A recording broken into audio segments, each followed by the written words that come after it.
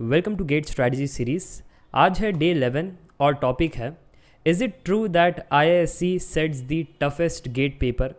क्योंकि बहुत सारे स्टूडेंट्स के मन में ये सवाल है, कोई सीनियर, कोई टीचर, कोई दोस्त उनको डरा देता है, हाइप क्रिएट कर देता है कि इस साल तो गेट पेपर टफ होगा और तुमसे ना हो पाए।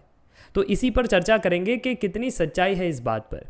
देखो, हर साल हर बार एक डिफरेंट आईआईटी या आईआईएससी पेपर कंडक्ट करता है और जब ऐसा होता है तो सभी को लगता है कि उस साल का पेपर बहुत टफ होगा, पर ऐसा कुछ होता नहीं है।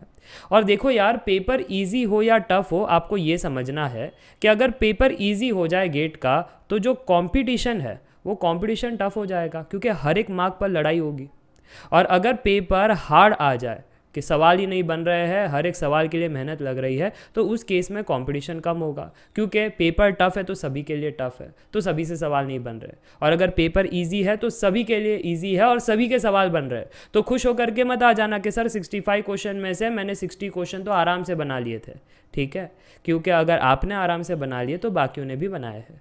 और फिर एक एक मार्क का कंपटीशन होगा, सभी आराम से 85 मार्क्स के ऊपर लेकर आ जाएंगे। ठीक है, तो ये चीज़ आपको ध्यान में रखनी है कि एक्सपेक्ट के पेपर हार्ड आ जाए, टफेस्ट आ जाए, तभी असली कंपटीशन होगा, तभी आपका अच्छा मार्क्स लाने का चांस है, अच्छा रैंक लाने का चांस है। क्योंकि कंपटीशन में जो सिर्फ रट्टा मार के जाते हैं, जो सिर्फ फॉर्मूला बाय हार्ट करके जाते हैं, सिर्फ प्रीवियस ईयर क्वेश्चन करके जाते हैं, उनको मार्क्स नहीं मिलेंगे। जिनके कंसेप्ट्स क्लियर है, जिन्होंने प्रैक्टिस कर रखी है, जिन्होंने साइकोलॉजिकल मेहनत भी की है कि अगर पेपर टफ आ जाए तो हमको घबराना नहीं है, राउंड लॉजिक यूज़ करना है, अगर प्रिपरेशन तगड़ी है तो आपके लिए वो एडेड बेनिफिट है।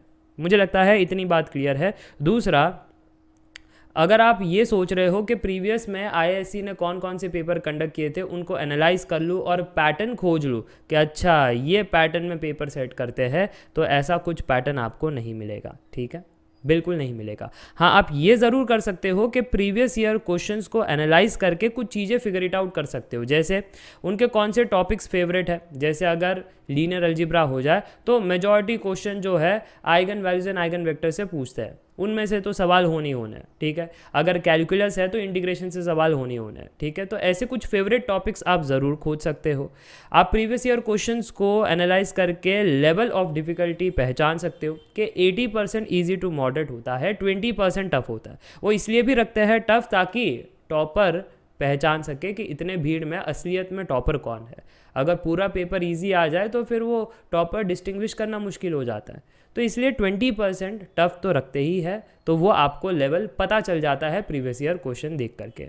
अच्छा, और क्या चीज़ें पता चलती है कि कैसे वो ट्रैप क्रिएट करते हैं। सवाल इतने ईजी नहीं होते, अक्सर डेटा में वो हेरा फेरी कर देते हैं और अगर आप ध्यान नहीं देते हो तो गड़बड़ करके आ जाते हो। तो काफ़ी अच्छे अच्छे ट्रैप्स होते हैं, वो आपको जब प्रीवियस ईयर क्वेश्चन सॉल्व करोगे ना तो पता चल जाएंगे।